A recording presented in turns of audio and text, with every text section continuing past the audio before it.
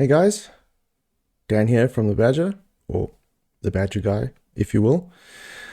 I have a couple of things to show you regarding Wi-Fi on a client site. And if we go to the LAN, we look at your wireless networks.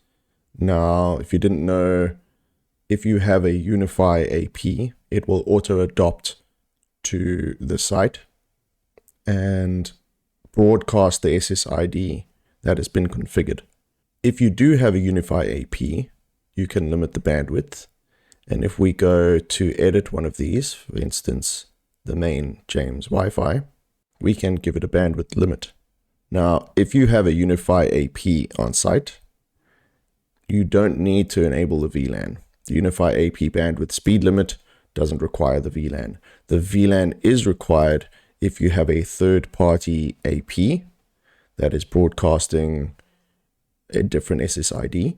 Obviously, that is not controlled by the Badjr or Unity. And if you do have a third-party access point, you would need to configure all the traffic coming through that access point as a VLAN, so that when it reaches the Badjr, it can identify that AP as being on a VLAN, and then you limit the bandwidth through the Badjr using a VLAN tag. So this is something new that's been added recently with the bandwidth speed limits.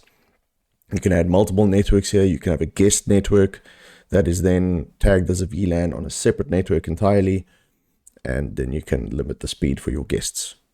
Quick one today, but that's all I wanted to show you. Thank you very much.